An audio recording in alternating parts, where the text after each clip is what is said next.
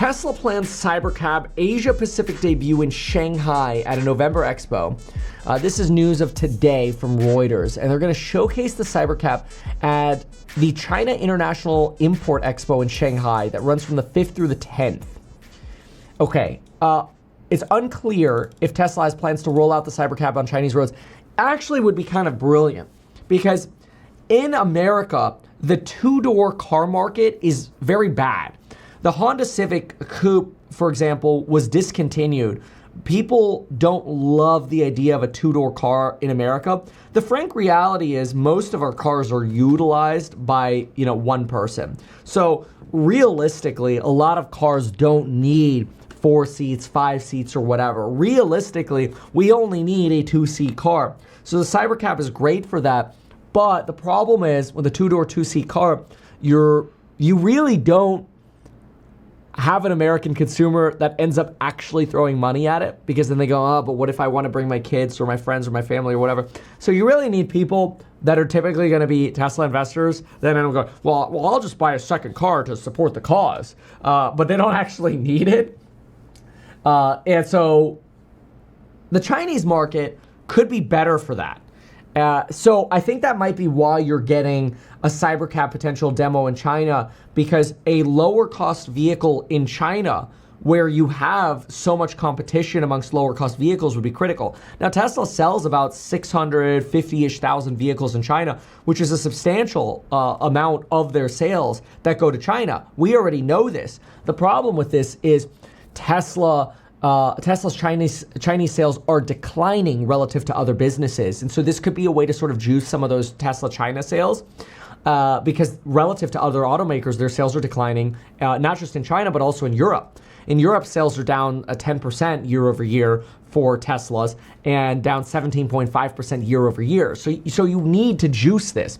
Part of this is because you have Chinese companies now making an entrance into European markets, and their sales are actually rocketing in European markets. So, the Chinese are taking over. And China is, at the same time as this sort of like 1-year truce is going on with China and Donald Trump, you are seeing other countries in Europe fade away from the United States in favor of China, because you can actually get cheap product from China. So you're seeing this almost coalescence between China and Europe, China and other countries around the world, China and South America, South American countries, as part of this trade war. So, this could be why they're looking for a Cybercab event in China. So take a look at this. Unveiled by Elon last October, the AV was tentatively launched in Austin with invite-only access. This is because of the robotaxi plan. The Shanghai showcase will come even as Chinese companies such as Baidu and Pony AI have been conducting robotaxi trials in various cities for years. Okay, that's fine. I mean, we do that here in America as well, via Waymo, and of course our robotaxi rollout in like Austin or San Francisco with supervised drivers. But anyway, here's an article from electric-vehicles.com. Tesla to begin public road tests for Cybercab before 26 production. Vehicle was sighted in Los Altos, California. Part of this, by the way, like they do this on purpose. These are called controlled leaks. And then they'll send, the pictures to Tesla influencers. So basically, you get insiders in the company. They're like, hey, don't tell anyone I sent this to you, but take a look at this leaked image. You're like, oh, I got a leaked image. And then you post it. It's basically a way of like revealing information without having to wait for the public to find it themselves. And so this is very normal, and it's not a surprise that it's coming right ahead of the shareholder vote, because Elon's going to try to do everything he can to drive up attention in business. This is why Robin's going on the circuit of going on CNBC and Bloomberg to push the shareholder vote. And so a lot of people obviously expect that retail is going to overwhelmingly approve the stock comp plan for Elon, because people broadly view it as, hey, what's good for Elon will be good for me. Elon posted this 20 hours ago. Just saw this in a conference room at Tesla Global Engineering Headquarters in Palo Alto. Now, why would he showcase, essentially the Cybercab in this post here if it wasn't sort of a mission statement for the company of like the next phase? And that's, I think, what is creating a lot of excitement here. The question is, will it make money? And that's a big question, because we've seen this before, and a lot of people see this as broadly as just FUD, but it is very interesting to comment on. An internal Tesla analysis found that robotaxi would lose money, and you'll never guess what Elon Musk did in response. Actually, we probably will guess. But understand for a moment that over time, I actually don't believe that Tesla operating the robotaxi network will be the most beneficial for Tesla. I actually think they would be better off manufacturing the car at the highest margins that they can and then selling the vehicles in mass numbers and quantities to companies like Uber or just individual operators. Mostly because I think the margins on on sort of like taxi services will really compress, because you're going to get companies that want market share over margins. I think Google and Waymo wants market share over margins. Because get this, okay, ready for this? I think in the future, you're going to Rokuify taxi services. So Roku sells TVs at a loss so they can sell you advertisements on the software. Inside the taxi, you'll have a captive audience, you'll have larger and larger screens, especially when you get rid of the steering wheel and you have no need for a driver compartment. You'll really just have a box that's a moving ad for people, and you have this captive audience in there, and you'll be able to pay extra to have a ride without ads. I think that's how in the future taxi rides will be monetized. I don't actually think the money will be in doing the actual driving service, because the cost of the electricity or whatever will frankly be too great, as well as the maintenance of the actual vehicles. But back in October of 2024, Tesla investors saw the We Robot event, and then we saw the peek into the Cybercab. Product came with limited details, that's fine. We subsequently saw spottings, that's fine. But the information found that an internal analysis at Tesla suggested that the Cybercab was unlikely to sell well or become profitable. Right, well, I don't believe that the Cybercab, and this is a concern that I have, I think unfortunately the Cybercab will sell much like the Cybertruck. Now, I own the Cybertruck, and I think it's a phenomenal vehicle. I mean, you've seen me, post pictures of the Cybertruck. I love this thing. I think it's a utility machine, but, not a lot of people are buying it. The sales for the Cybertruck have really been a flop, and it's really sad because it's a great vehicle. Like, here was me on October 25th, which is just 5 days ago. Lowe's dashing for house hack again with Jack. We got, same company, Reinvest, obviously, but we got the branding on here. We got the boxes, the racks on the top. We got the whole thing's wrapped, obviously. But, it's a functional, great vehicle. But the problem is people aren't buying it. So we can love the Cybercab, but when a functional Cybertruck isn't selling, I mean, this is me in a very disorganized manner, just throwing a bunch of medicine cabinets on top of what I actually did have organized. You can see the various different racks I use. I can carry vanities in the back rack or whatever over here. And this is great. It's a fantastic tool. The problem is the Cybercab is even less useful than that. And that's why I get worried about them mass producing a Cybercab as opposed to, a Model 2 or Model 3 that's just pared down. But anyway, Musk buried the report instead of facing reality. We have a lot of modeling that showed the payback around full self-driving and robotaxi was going to be slow.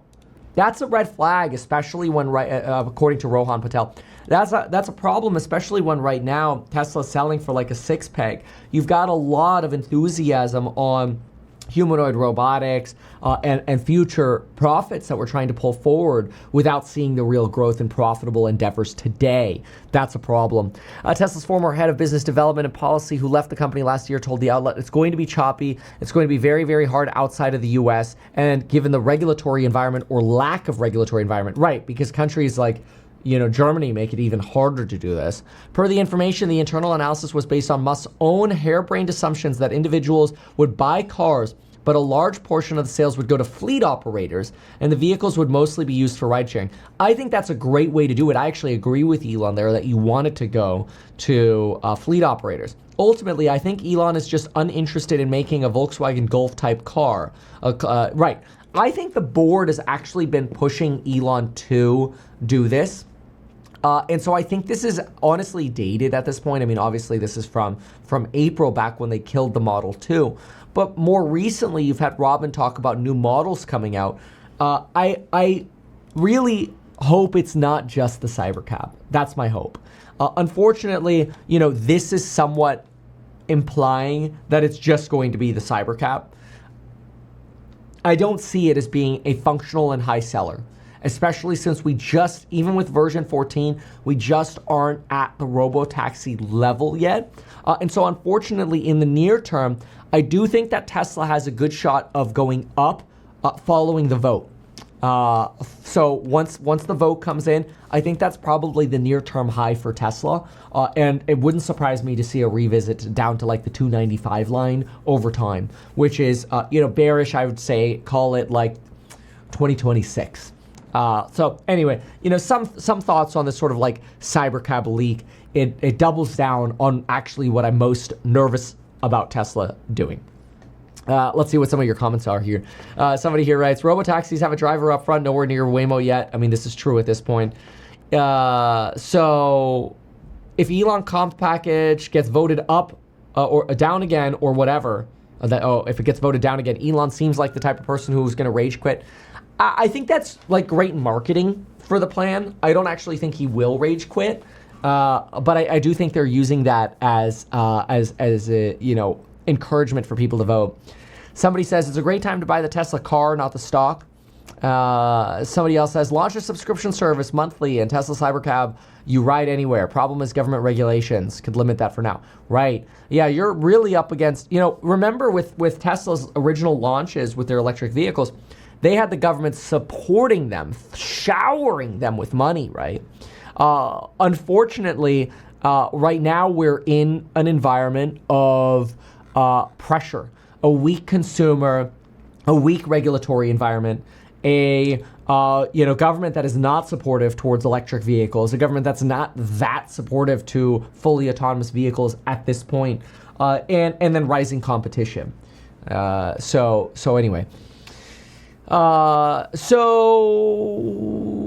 how bullish on automation and robotics, but bearish on Tesla? Right. So I think that's a fair question to reconcile. So, and it's evident to me that, you're not a course member, and so I have to fill in the gap, right? But here's what I say to course members. I probably should just keep this to course members, but it's what I say to course members. When I look at a company like Tesla that's trading for a 6 peg, I would rather invest in a cheap pickaxe play than in the hope play. So I think, unfortunately, that right now Tesla stock is a hope play, but I'd rather invest in the pickaxe sellers that are selling the components that would go into Optimus robots, because it is not a foregone conclusion that the Optimus robot is going to be the best robot, right? I think that Tesla proved to us that they were the best electric vehicle and the best ADAS suite, but it is not a foregone conclusion that they're going to be the best robotaxi software. It's not a foregone conclusion that they're going to be the best robotics play. We don't know that. We knew it was the best car because in 2017, when I bought my Black X, and I loved riding my Black X, I could touch and feel that car and go, people don't understand how great of a revolution full self-driving is, supervised, which is fine. Autopilot, whatever you want to call it. It's basically the same thing. People didn't realize that revolution at that point. And so think about this. In 2017, I go buy Tesla and I start making daily videos almost about how amazing Tesla is. And what you have is me going, here's a great product that's making a lot of money for the company right now that has government incentives. This is a great stock to buy. What we have right now is, here is hope of a great product in the future, but we don't know if Tesla's going to be the one to provide it, at a valuation that already prices in all of the hope for that happening. That is a completely